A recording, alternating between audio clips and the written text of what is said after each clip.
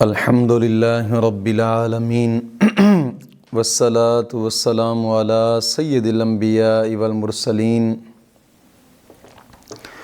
اما بعد فاعوذ باللہ من الشیطان الرجیم بسم اللہ الرحمن الرحیم اہدنا الصراط المستقیم صدق اللہ مولانا العظیم۔ روحانی پاورفل وظائف میں سے آج ایک اہم سبق دوستوں کی نظر کرنا ہے، جو کہ سحری کے وقت کا ایک خاص وظیفہ ہے جو دوستوں کی نظر کرنا ہے۔ دوستو، اگر شادی میں رکاوٹ ہے یا منگنی کے اندر رکاوٹ ہے یا پھر منگنی ہوتی ہے ٹوٹ جاتی ہے، یا منگنی تو ہو گئی ہے لیکن شادی کی تاریخ رکھتے ہیں، پھر ادھر ادھر کو معاملہ درپیش آ جاتا ہے، بندش ہے، رکاوٹ ہے، یا پھر کوئی جائز اور کام ہے جو جائز کام ہو، اس ہر خاص عام کام کے لیے ایک سحری کے وقت ایک خاص درود پاک ہے۔ اگر اس درود پاک کو آپ 21 مرتبہ پڑھیں تو انشاءاللہ العزیز چند دن ہی پڑھیں گے آپ کے دل کی مراد پوری ہوگی۔ سب سے پہلی بات یہ ہے کہ نماز کی پابندی لازمی کرنی ہے، اور ہر نماز کے بعد 11 مرتبہ کلمہ طیبہ اور 11 مرتبہ درود پاک، یہ اشد ضروری ہے۔ دوستو، نماز ہر حال میں پڑھنی ضروری ہے، ہر حال میں۔ آپ تو ویسے ماشاءاللہ رمضان مبارک ہے، اور رمضان مبارک کے اندر تو نیکی دگنا ہو جاتی ہے، ہر نیکی دگنا ہو جاتی ہے۔ نماز آقا کریم صلی اللہ علیہ وسلم نے فرمایا کہ الصلاۃ معراج المومنین، نماز مومن کی معراج ہے۔ اور ایک حدیث پاک میں آیا کہ حضور نے فرمایا کہ نماز میری آنکھوں کی ٹھنڈک ہے۔ ایک حدیث پاک میں حضور نے فرمایا کہ نماز مومن اور کافر کے درمیان فرق ہے۔ نماز مومن کی معراج کیوں کہا گیا؟ کہ اس لیے کہ مومن بندہ نماز کے اندر ہی اپنے رب سے بات کرتا ہے، نماز کے اندر ہی اپنے رب سے بات کرتا ہے۔ حدیث پاک میں آتا ہے کہ جو شخص، اللہ رب العزت فرماتا ہے کہ جو شخص ہم سے ملنا نہیں چاہتا ہم بھی اسے پسند نہیں کرتے، جو شخص ہماری ساتھ ملاقات پسند کرتا ہے ہم بھی اس کے ساتھ ملاقات پسند کرتے ہیں۔ تو نماز ایک اہم فرض ہے دین اسلام کا، کہ اس کا ادا کرنا ویسے بھی ہر حال ضروری ہے، اور آج کی اس وظیفے کے لیے بھی شرط ہے نماز کی پابندی ہر حال ضروری ہے، اور ہر نماز کے بعد 11 مرتبہ کلمہ طیبہ اور 11 مرتبہ درود پاک، یہ اشد ضروری۔ اور دوسری شرط اس وظیفے، یاد رکھیے گا کہ جب انسان بغیر شرائط کے وظیفے کو کرتا ہے نا، تو پھر وظیفہ کرتا کرتا چھوڑ دیا، یا وظیفے میں سے کوئی ایک شرط پوری نہ کی، یا پھر جناب علی وظیفہ بتانے والا کوئی ایسا آدمی ہے جو کہ کامل نہیں ہے، جب ایسا وظیفہ کرتے ہیں تو پھر رجت ہو جاتی ہے، جب رجت ہو گئی تو پھر جناب علی کوئی بھی وظیفہ کرتے جائیں گے اثر نہیں ہوگا، کیونکہ کئی دوست آپ کال کرتے ہیں اور کہتے ہیں کہ مفتی صاحب ہم وظائف کر کر تھک چکے ہیں، آپ کے بتائے بھی وظیفے کرتے ہیں، آپ کی شرائط بتائی ہوئی شرائط کے ساتھ بھی وظیفہ کرتے ہیں، لیکن وظیفہ اثر نہیں کرتا۔ اس کی سب سے بڑی وجہ یہ ہوتی ہے کہ رجت ہوتی ہے، اور رجت انہی معاملات کی وجہ سے پڑ جاتی ہے کہ جب آپ کچھ ایسے لوگوں کے وظائف کرتے ہیں کہ جو خود کامل نہیں ہے، یا پھر وظیفہ کرتے ہیں کرتے وظیفہ چھوڑ دیا، یا پھر وظیفے کے اندر ناغہ ہو جاتا ہے، یا پھر وظیفے کے اندر شرائط مکمل نہیں کی ہے، ایسے وظیفہ کر ڈالا ہے، رجت ہو گئی۔ جب رجت ہو جاتی ہے تو پھر جتنے وظیفے کرتے جاؤ الٹ پڑتا جائے گا، آپ کا کام نہیں ہونے والا۔ پھر کہتے ہیں کہ جناب علی ہم تو وظائف کر کر تھک چکے ہیں، کام نہیں ہوا۔ سب سے بڑی وجہ وظائف میں رجت ہوتی ہے۔ اگر ایسا معاملہ آپ کے ساتھ بھی ہے کہ وظیفہ کرتے ہیں کام نہیں ہوتا، تو یہ رجت کا معاملہ ہے۔ اور رجت کے مسئلے کے لیے ایک خاص میں نے ویڈیو بنائی تھی، رجت کا آخری حل، جس کا لنک آپ کو ڈسکرپشن کے اندر بھی موجود نظر آئے گا۔ کوشش فرمائیں کہ اگر آپ کے ساتھ ایسا مسئلہ ہے تو پہلے وہ رجت والا جناب علی وظیفہ کر لیں، اس کے بعد آپ یہ وظیفہ کریں، انشاءاللہ العزیز ٹھک ٹھک کام کرتا جائے گا ہر وظیفہ۔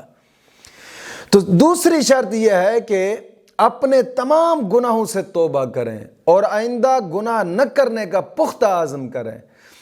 آقا کریم صلی اللہ علیہ وسلم کا فرمان مبارک بھی ہے، اور اللہ رب العزت نے قرآن کریم کے اندر بھی ارشاد فرمایا، اللہ رب العزت نے فرمایا کہ اگر تم کامیابی چاہتے ہو تو پھر توبۃ نصوحا کرو۔ مطلب یہ ہے کہ پختہ توبہ گناہوں سے، اور آئندہ گناہ نہ کرنے کا پختہ عزم۔ توبہ کرنے سے ایک تو انسان کا رزق وسیع ہوتا ہے، توبہ کرنے سے دل کی مرادیں پوری ہوتی ہیں، توبہ کرنے سے دعائیں قبول ہوتی ہیں، توبہ کرنے سے بڑا فائدہ یہ ہوتا ہے کہ اللہ رب العزت اس آدمی کو دوست رکھتا ہے جو آدمی توبہ کرتا ہے۔ حدیث پاک میں آتا ہے التائب حبیب اللہ، توبہ کرنے والے کو اللہ دوست رکھتا ہے، اور جب اللہ دوست بنا لے تو پھر تم جو مانگو گے مولا کریم عطا فرمائے گا۔ اور دوستو ایک حدیث پاک میں آتا ہے کہ کچھ خوش نصیب ایسے لوگ بھی ہوتے ہیں کہ جو ایسی توبہ کرتے ہیں، گڑ گڑا کر رب کی بارگاہ میں توبہ کرتے ہیں، ان کے پچھلے گناہ نیکیوں میں بدل کر ان کے نامہ اعمال میں نیکیاں لکھ دی جاتی ہیں۔ اور حدیث پاک میں آتا ہے کہ جو شخص صدق کے دل سے توبہ کرتا ہے، توبہ کرنے کے بعد وہ ایسے ہوتا ہے گویا اس نے گناہ کیا ہی نہیں ہے۔ کوشش فرمائیں، گڑ گڑا کر صدق کے دل سے اپنے رب کی بارگاہ میں توبہ کریں، اور آئندہ گناہ نہ کرنے کا پختہ عزم کریں۔ تیسری شرط اس وظیفے کی یہ ہے کہ روزانہ نماز فجر کے بعد کم از کم 2 رکوع قرآن پاک کی تلاوت کے لازمی کریں۔ قرآن پاک کی تلاوت کے بڑے فائدے ہوتے ہیں، ہر حرف پر مولا کریم 10 نیکیاں عطا فرماتا ہے، 10 گناہ معاف کرتا ہے، 10 درجات بلند کرتا ہے۔ اور قرآن کریم کی تلاوت جس جگہ پہ کی جائے، گھر کے اندر کی جائے، جادو ٹونے نہیں ہوتے، نحوستیں نہیں ہوتی، مشکلات دور ہوتی ہیں۔ اور قرآن کریم کی تلاوت کرنے کے بعد حدیث پاک میں آتا ہے کہ 5 جگہ ایسی ہیں جہاں دعا قبول ہوتی ہے۔ اذان کے بعد دعا قبول ہوتی ہے، فرض نماز پڑھنے کے بعد دعا قبول ہوتی ہے، تیسرے نمبر پہ جمعہ کے جو 2 خطبے ہوتے ہیں، 2 خطبوں کے درمیان جو دعا مانگی ہے دعا قبول ہوتی ہے، چوتھے نمبر پہ جب مرغا صبح کے ٹائم اذان دیتا ہے، دیسی مرغا، اس وقت بھی جو دعا مانگو دعا قبول ہوتی ہے۔ قرآن کریم کی تلاوت کرنے کے بعد جو بھی دعا مانگو دعا قبول ہوتی ہے۔ تو قرآن کریم کی جب تلاوت کریں، دعا کریں، مولا کریم انشاءاللہ حدیث کی روح سے دعا قبول ہوتی ہے، تو انشاءاللہ دعا قبول ہوگی۔ یہ ہمارے نبی کا فرمان مبارک ہے۔ مومن کا ایمان پختہ ہونا چاہیے اپنے نبی کے فرمان پر۔ تو کوشش فرمائیں کہ روزانہ کے بنا پہ کم از کم 2 رکوع قرآن پاک کی تلاوت کے لازمی کریں۔ اور اس وظیفے کی چوتھی شرط یہ ہے کہ اپنے قریبی رشتہ دار، بہن بھائی، والدین اگر روٹھے ہوئے ہیں ان کو منائیں۔ حدیث پاک میں آتا ہے کہ جو شخص اپنوں سے زیادہ دیر روٹھا رہتا ہے مولا کریم اس کی دعائیں قبول نہیں فرماتا۔ آپ تو ویسے رمضان شریف کا مہینہ ہے، اپنے رب کی بارگاہ میں گڑ گڑائیں، دعائیں کریں۔ انشاءاللہ العزیز یہ وہ مہینہ ہے کہ کبھی بھی سائل مایوس نہیں لوٹتا۔ اس مہینے کے اندر جو مانگتا ہے مولا کریم عطا فرماتا ہے۔ کوشش فرمائے کہ اس مہینے کے اندر جتنا ہو سکتا ہے رحمتیں لوٹیں۔ اور اگلی شرط یہ ہے اس وظیفے کی کہ اس وظیفے کو کرنے سے پہلے کوشش کریں تھوڑا سا صدقہ لازمی کریں، اگرچہ 5-10 روپے کیوں نہ ہو۔ ساتھ قریبی رشتہ دار، بہن بھائی یا غریب یتیم مسکین پڑے ہیں ان پہ خرچ کر دیں، یا پھر ساتھ مسجد زیر تعمیر ہے اس پہ خرچ کر دیں۔ یہ وہ مہینہ ہے کہ اس مہینے کے اندر تم 1 روپیہ خرچ کرو گے تو مولا کریم 70 روپے کا ثواب عطا فرمائے گا، یعنی 1 سے 70 گنا زیادہ ملتا ہے۔ مطلب بتانے کا یہ ہوتا ہے کہ 70 گنا ثواب زیادہ ہوتا ہے۔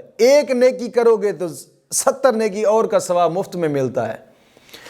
یا دین کی اشاعت کی ادارے پہ خرچ کریں، جس طرح اب ہمارا ادارہ ہے۔ ظاہری بات ہے یہاں مسافر طلباء تعلیم حاصل کرتے ہیں جو صبح تہجد کے ٹائم اٹھتے ہیں۔ اب تو رمضان شریف ہے، 3 بجے طلباء جاگ جاتے ہیں، اور جناب علی رات کے 10 بجے تک قرآن پاک بھی پڑھتے رہتے ہیں، اور اپنے معاونین کے لیے خصوصاً دعائیں کرتے ہیں۔ کوشش کیا کریں یہ اس مہینے کے اندر مسافر طلباء کو روزے رکھوائیں، ان کی دعاؤں میں شمولیت اختیار کریں۔ کوشش کریں کہ زکوٰۃ کے لحاظ سے اپنے اس ادارے کے ساتھ تعاون کریں، کہ کیونکہ 2 کام، ایک تعمیراتی کام بھی جاری ہے، تعلیمی نظام بھی جاری ہے۔ تعمیراتی کام اور تعلیمی نظام اکٹھا جناب علی چل رہا ہو تو ظاہری بات ہے مشکل ہوتا ہے۔ آپ لوگوں کے آپ دوستوں کے ہی تعاون سے الحمدللہ پہلے نظام بھی چل رہا ہے، تو کوشش فرمائیں کہ اس مہینے کے اندر زکوٰۃ کے لحاظ سے اپنے اس ادارے کے ساتھ تعاون کریں۔ زکوٰۃ کوشش فرمائیں، چونکہ زکوٰۃ لگتی بھی مدارس کے اوپر ہے، تو آپ کوشش فرمائیں کہ زکوٰۃ کے لحاظ سے اس ادارے کے ساتھ لازمی تعاون فرمائیں۔ آپ نظر آ رہا ہوگا سکرین پر آپ کو allied bank account, jazz cash account, easy پیسہ اکاؤنٹ، تو کوشش فرمائیں صدقہ خیرات کے لحاظ سے، صدقہ فطر کے لحاظ سے اور زکوٰۃ کے لحاظ سے اس ادارے کے ساتھ خوب تعاون فرمائیں۔ انشاءاللہ العزیز آپ کے لیے صدقہ جاریہ بن جائے گا۔ اور میں حقیقت کہہ رہا ہوں کہ یہاں دنیا میں رہ کے نا آپ تھوڑا سا بھی خرچ کر جائیں گے نا، جب قبر کے اندر اس کا ثواب دیکھیں گے وہاں پچھتاوا ہوگا، کاش کہ پوری زندگی کی جمع پونجی اس راستے پہ لگا دیتے یار۔ یہ وہ راستہ ہے، حدیث پاک میں آتا ہے کہ جو دین کے طالب علم پر 1 روپیہ خرچ کرتا ہے، مولا کریم احد پہاڑ کے برابر اس کو ثواب عطا فرماتا ہے۔ کوشش فرمائیں کہ طلباء کے روزے رکھوائیں، طلباء پر خرچ کریں، زکوٰۃ ادارے کے ساتھ زکوٰۃ کے لحاظ سے تعاون کریں، اور جتنا ہو سکے انشاءاللہ العزیز اسی صدقے کے صدقے ہی مولا کریم کرم نوازی فرمائے گا انشاءاللہ العزیز۔ ان شرائط کے ساتھ آپ اس وظیفے کو کریں۔ میں گارنٹی سے کہتا ہوں انشاءاللہ العزیز اگر شادی میں رکاوٹ ہے شادی ہو جائے گی، منگنی میں رکاوٹ ہے منگنی ہوگی، اگر دل کی کوئی اور مراد ہے جو پوری نہیں ہو رہی، سال سے اٹکا ہوا کام ہے، انشاءاللہ العزیز پوری ہوگی۔ کرنے کا طریقہ کار یہ ہے کہ سب سے پہلے آپ نے وضو کرنا ہے۔ وضو کرنے کے بعد جب سحری کا ٹائم ہو، سحری کے جہاں سحری کرنی ہے اسی جگہ پہ بیٹھ جائیں۔ سب سے پہلے 2 رکعت نماز نفل پڑھیں، 2 رکعت نماز نفل پڑھیں جس طرح اور نفل پڑھے جاتے ہیں۔ پہلی رکعت کے اندر سبحانک اللہم، پھر الحمد شریف، پھر کوئی سورت پڑھ لیں۔ دوسری رکعت کے اندر بھی الحمد شریف، پھر کوئی سورت پڑھ لیں۔ رکوع سجود کرنے کے بعد اتحیات پڑھنے کے بعد سلام پھیر دیں۔ سلام پھیرنے کے بعد 21 مرتبہ درود تنجینا پڑھنا ہے۔ درود تنجینا آپ نیٹ پہ ریسرچ کریں گے وہاں بھی مل جائے گا، میں ہی آپ کو پڑھ کے سنا دیتا ہوں کہ اللہم صلی علی سیدنا محمد وعلی آل سیدنا محمد صلاۃ تنجینا بہا من جمیع الاحوال والآفات وتقضی لنا بہا جمیع الحاجات وتطہرنا بہا من جمیع السیئات وترفعنا بہا عندک اعلی الدرجات وتبلغنا بہا اقصی الغایات من جمیع الخیرات فی الحیات وبعد الممات انک مجیب الدعوات ورافع الدرجات ویا قاضی الحاجات ویا کافی المہمات ویا دافع البلیات ویا حل المشکلات اغثنی اغثنی اغثنی یا الہی انک علی کل شیء قدیر۔ اس درود پاک کو آنکھیں بند کر کے، جہاں نوافل پڑھی ہیں وہیں پہ بیٹھے آنکھیں بند کر کے دل دماغ ضمیر اپنے رب کی بارگاہ میں حاضر کر لینا ہے، اور اپنے مسئلے کو بھی ذہن کے اندر حاضر کر لینا ہے۔ شادی نہیں ہو رہی ہے، منگنی میں رکاوٹ ہے، شادی میں رکاوٹ ہے، یا کوئی جائز اور نیک آ جاتا ہے، اس کو ذہن میں رکھ کر اس درود پاک کو 21 مرتبہ پڑھیں۔ 21 مرتبہ پڑھنے کے بعد پھر آپ سحری کھائیں، اور سحری کھانے کے بعد پھر دعا کریں۔